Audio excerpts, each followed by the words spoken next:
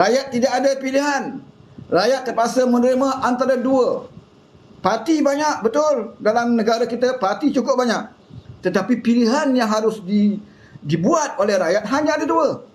Sama ada nak kerajaan yang pernah mengkhianati mandat rakyat ataupun kerajaan yang berjuang untuk mengangkat martabat rakyat. Dua pilihan saja yang ada.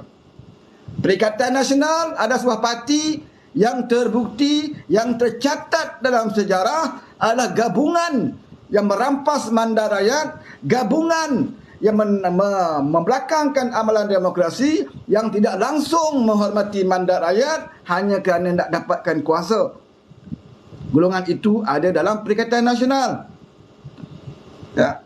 Apa yang tak ada dalam Perikatan Nasional? Menunggang kaum, bersepah dalam Perikatan Nasional.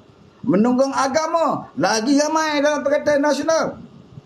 Nak cerita pasal moral, tak tergamak kita nak cerita pasal moral, saudara. Walaupun sekarang ini isu moral adalah modal besar mereka. Ya, kalau kita tengok setro-setro mereka buat live, kalau tak sembang tentang peribadi orang, ya, mereka sembang pasal moral, seolah diri dia bermoral. Yang sembang tu pun dada terdedah, saudara. Yang dia bercakap pasal moral tu, ya, lurah dendam pun dipamer kat orang, ya, yang bercakap pasal moral tu. Sebab itu kita tak nak layan isu moral.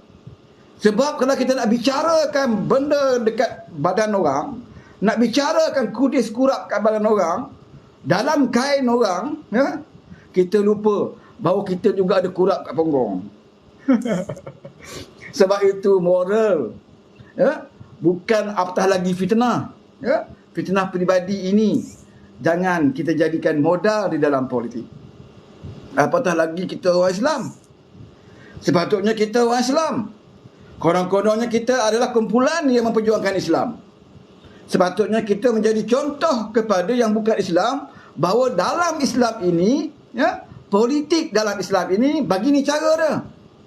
Nak dapatkan kuasa mengikut cara Islam, begini cara dia. Nak berdakwah, begini cara dia. Sepatutnya kita jadi contoh.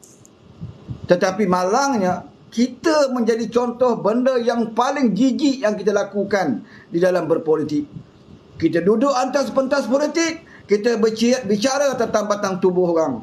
Kita duduk atas pentas politik, kita bicara tentang dalam seluar orang, dalam kain orang. Saudara, saya nak bagi tahu, pernah tak saudara, ya, pemimpin yang bukan Islam daripada parti kaum lain, Cina ke India, dalam DAP ke, MCA ke, Gerakan ke, MIC ke, parti di Sabah dan Sarawak, ya, di suku kaum di Sabah dan Sarawak, walaupun mereka bertentangan parti, DAP selalu berlawan dengan MCA sebelum ini. Puluhan tahun mereka berlawan dalam politik. DAP pernah berlawan dengan MIC puluhan tahun. Dan sekarang DAP berlawan dengan Gerakan dalam perjuangan politik. Mereka bertentangan, saudara. Ya. Tapi dalam kempen pemimpin-pemimpin DAP, dalam kempen pemimpin-pemimpin MCA, dalam kempen pemimpin-pemimpin IC, Gerakan, SUPP, ya, PBBS di Sabah dan Sarawak, pernah tak saudara pemimpin mereka bercerita tentang batang tubuh, ya, perkara-perkara jijik terhadap pemimpin-pemimpin yang lain? Tak ada, saudara. Tak ada. Mereka bukan Islam. Tetapi mereka tahu betapa jijiknya nak cerita, ya, tentang batang tubuh orang, apatah lagi nak fitnah. Tapi ini dilakukan oleh pemimpin kita, Melayu Islam, yang hari-hari mulutnya tidak pernah lepas daripada zikir dan baca ayat Quran dan hadis. Tapi mereka lah yang melaung-laungkan tentang keburukan peribadi orang lain.